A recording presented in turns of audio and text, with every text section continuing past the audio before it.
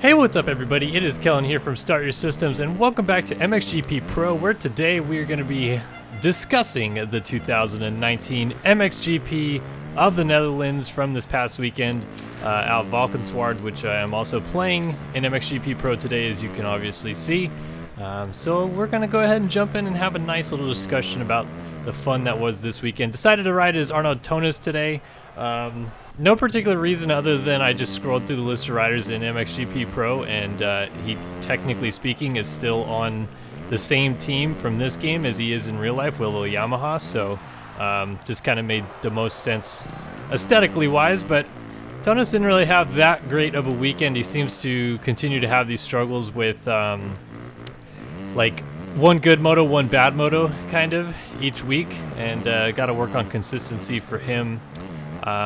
But I think that he'll get around to it. The speedy Swiss rider's always figured out ways to find his momentum midway through the season, I feel, as long as he stays healthy, and I'm sure we'll look for Mr. Tonus to do that. But let's talk about some of the top-end guys from this past weekend.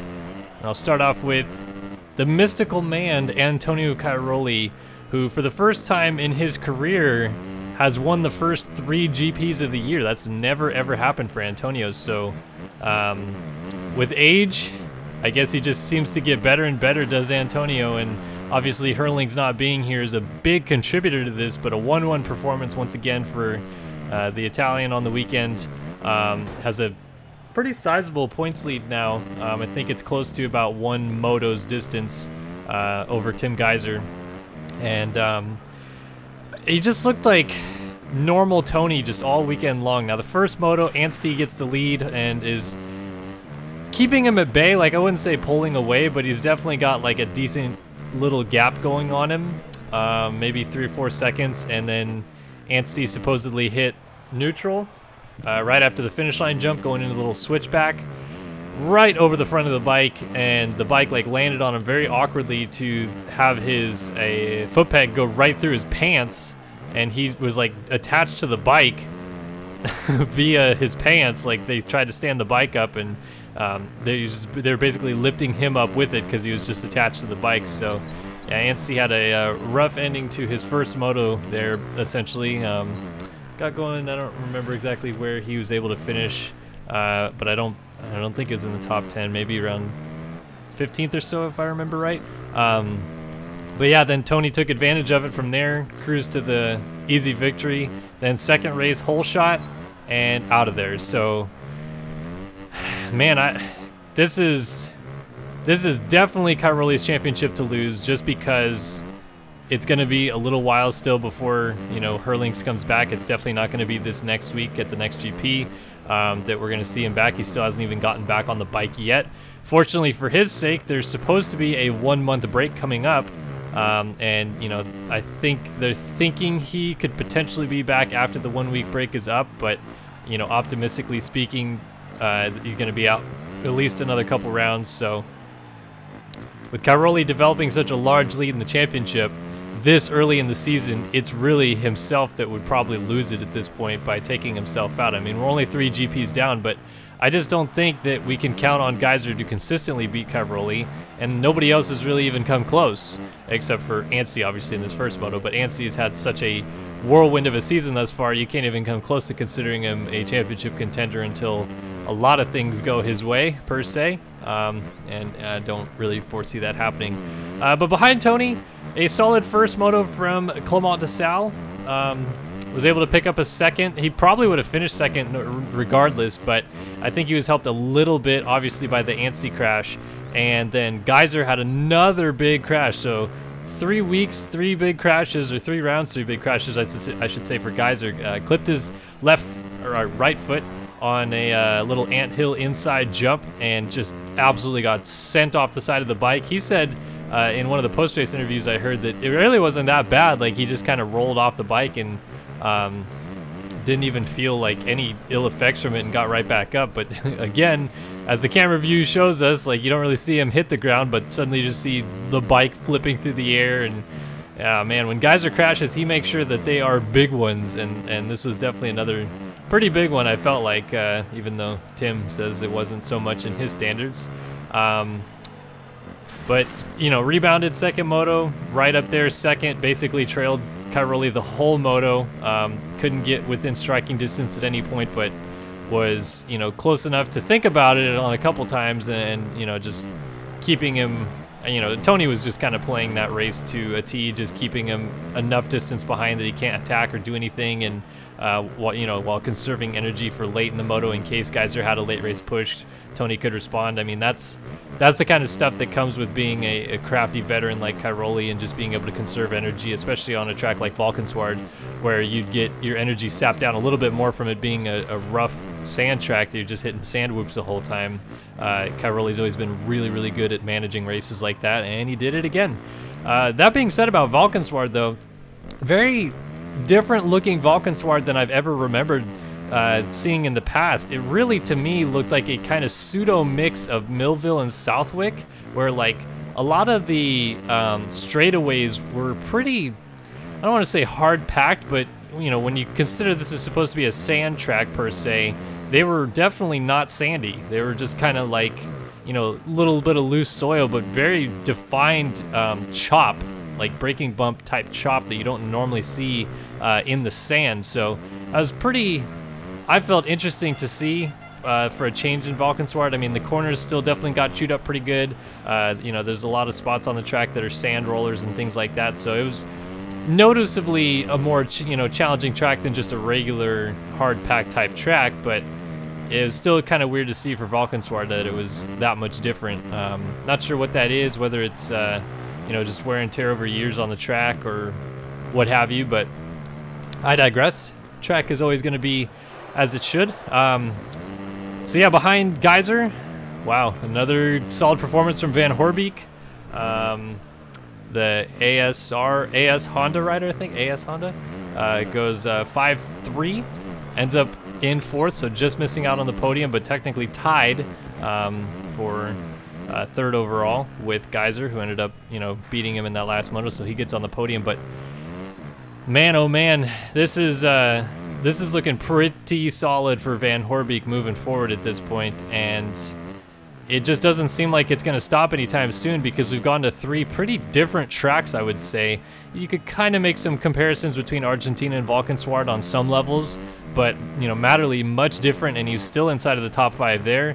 It seems like the kind of old Jerry man that we saw back in, I think this was 2014, when he was runner-up in the World Championship. That Van Horbeek seems to kind of be back a little bit. Like, he's just consistently fast, just, solid rock dude.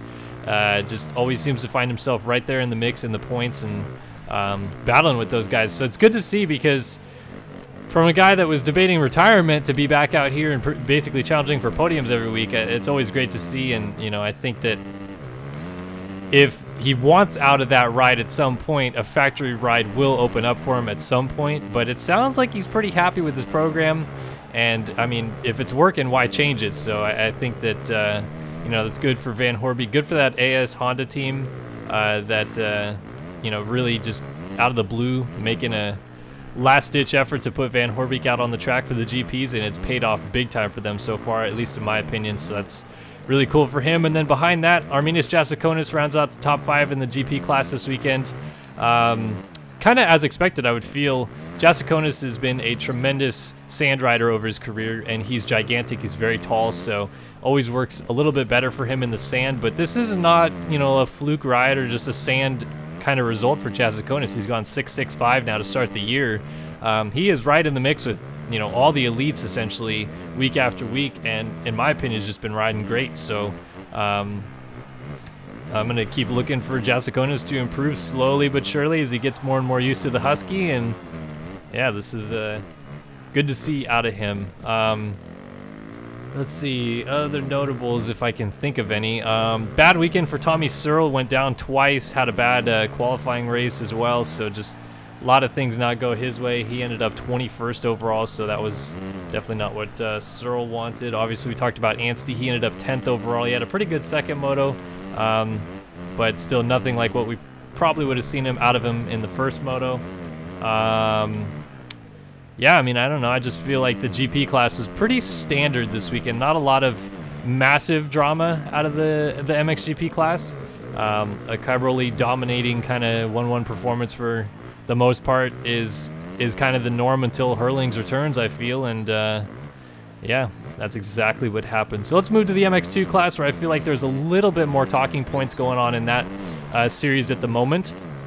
The question mark over Jorge Prado's hematoma in his shoulder that resulted in him missing Madely Bazin. He comes out this weekend, and in the deep sand where your shoulders are going to get an absolute workout, he goes 1-1. So, yeah, interesting. A lot of rumors that were floating around the pits that it wasn't actually as injured as they were saying, and then post-race, you know, Prado was saying, well, I still can't really even lift my arm past this, and, you know, my shoulder's definitely still hurting. We probably won't even get much riding in this week, so, you know, I think he was definitely hurt. I don't think you just sit out a round if you're trying to win this world championship. I don't think the GP guys are quite as, you know, fixated on trying to stay in a class longer per se. Like, I don't think Prado's going to throw away a world championship to stay in the class per se, because he'll technically be out of the series next year if he wins the world title this year. I don't think any of that's happening, and it's still way too early for us to even begin to speculate whether those are possibilities of what's going on with him missing GPs at this point. But certainly did look a little interesting that he goes 1-1, misses a GP, and then goes 1-1 the very next weekend after missing a round. So definitely something to keep an eye on. But behind him, Thomas Carlton goes second again with a 2-3 ride.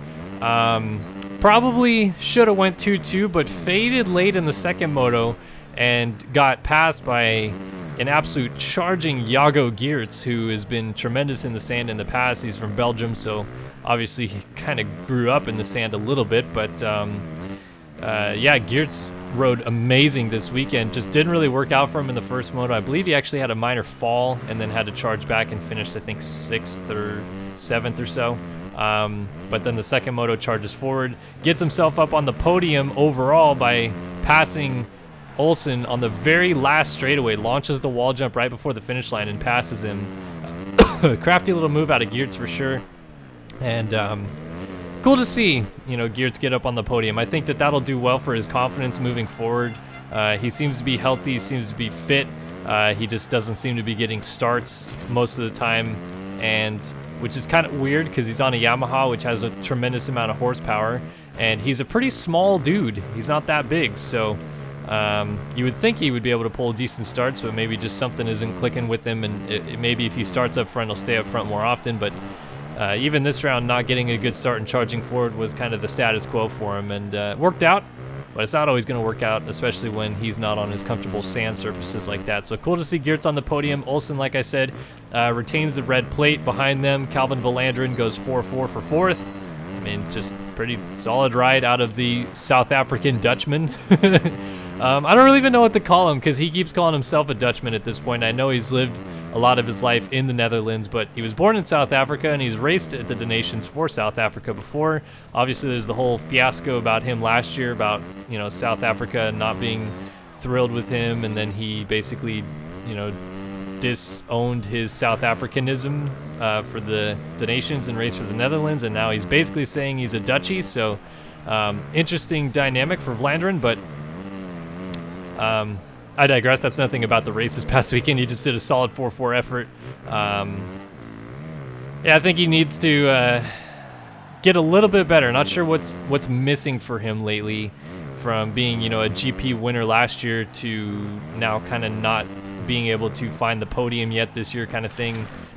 He's close for sure, but just maybe not gelling completely with the bike right now, or something weird is going on, but he's definitely close, and I think it's only a matter of time before we see him up on the box and, you know, definitely maybe even win a race or two like he did last year for sure. And then Henry Jacoby rounded out the top 5, so 3 rounds in, 3 top 5s for Jacoby. I don't think he's particularly a great sand rider. He's from Germany, so, you know, sand isn't something that the Germans are necessarily always known for, but they have been good at them in the past. Nagel's been a good sand rider before. I don't recall Jacoby having good or bad results in the sand in the past, so I think he just rode a steady race and ended up top 5 overall, and yeah, Jacoby's had a great start to the year. I think it's taken me by surprise, taken some people by surprise, but I think that in his case, he just wants to keep getting better and better and better and maybe start winning GPs before long. And I fully think he's capable of it now, having seen him basically back it up the last, you know, little bit here. But yeah, that was the top 5. I would say my kind of shock ride, or rides of the weekend, was the Italian Alberto Ferrato, who is, you know, racing the entire EMX 250 class this year, so he's not going to be racing most of the MX2 rounds. But his first MX2 race of his career, he finishes 7th. And, you know, being an Italian, yes, a lot of these guys move to Belgium now and train and ride Lommel like all the time, but, you know, to go 1-1 in the EMX 250 class at Madely-Bazin, like, it seems like he's pretty good at the hard pack stuff, and now we know he's pretty good at the sand. That is, I feel like, kind of a big deal, because, like, even if we're talking about Motocross the Nations, the weak link for the Italians in the past has been their MX2 rider. They've had Chervelin do it the last couple of years, while Lupino and Cairoli have been in the 450s, but even Cairoli had to drop down and race 250s one year to have Philip Hertz ride in the 450 class still, and they had Lupino, I believe, also on a 450 that day. But, you know, maybe they have Lupino, Cairoli, and Alberto Ferrato here on the Donations team, and that's not a bad team looking at it right now where we are. Lupino rode pretty well in the 450 class this weekend. Cairoli's obviously dominating the series, and now Ferrato finds himself right in the mix with some of the best MX2 guys in the world. Like, that's, I feel like that's big news for Italian fans, and that was really cool to see Ferrato have a strong ride. Kind of a, I would say I was disappointed this weekend with Vial, who got up on the podium last week in Madely-Bazin, first career podium, and we've seen with Mitch Evans that didn't mean anything, because Evans got on the podium and has since had some massive struggles with the bike and some crashing and things like that. But Vial was pretty solid at Argentina, and then great at Madely, and then just a so-so day at Valkenswaard. I mean, still ends up 10th, but obviously I think being on factory KTM, they kind of expect a little bit more out of him than 10th. And that's just kind of how he was this weekend. He wasn't seemingly that comfortable, I felt, in the sand comparatively to some of the rides that we'd had seen him put in this year. I was curious whether he was going to get tired, and it seemed like that was a little bit of the case too. So, you know, it's not bad, but when you follow up a podium with a P10, it doesn't look great. And, you know, I'm going to look for him to potentially turn it around moving forward. And again, bad luck for the Brits. Conrad Muse just couldn't do, it just seemed like anything could go his way the past 2 weeks. And again, just another bad week for him. I mean, what are you going to do? A couple DNFs and, yeah, just not going the old Brit guy's way in Valkenswaard this past weekend. But that's basically a quick wrap-up of the MXGP of the Netherlands from Valkenswaard. Yeah, pretty, you know, kind of standard weekend. Red Bull KTM 1-1-1-1, Prado Cairoli dominate, and yeah, on to the next one, essentially. We'll keep an eye out, or keep an ear out, I should say, on any news about Hurling's return. Like I said, I think he's definitely going to miss this one and probably the next round after the month break. Totally depends on, they're supposed to start riding in late April. It's early April right now. That'll be before the next GP, but it's 100% up to whether his fitness is even going to be close to be able to race round 5 of the series. But, you know, if he comes back too early, maybe he doesn't win races, but he salvages points and maybe keeps it close enough that if Cairoli gets injured, he can win the championship. But I don't know. I feel like he shouldn't come in with that mindset at all, and I don't really think he will. But anyway, that's been a wrap up here in MXGP Pro of the MXGP of the Netherlands at Valkenswaard. Let me know your guys' thoughts in the comment section below. Open up a little bit of bench racing discussion, anything I may have missed or didn't talk about. It's been a couple days since the GP, so my mind has probably gone a little bit empty on what I saw over the weekend. But always a fun time watching these GPs. And yeah, again, thank you guys for watching, and we'll see you guys in the next one. So long for now.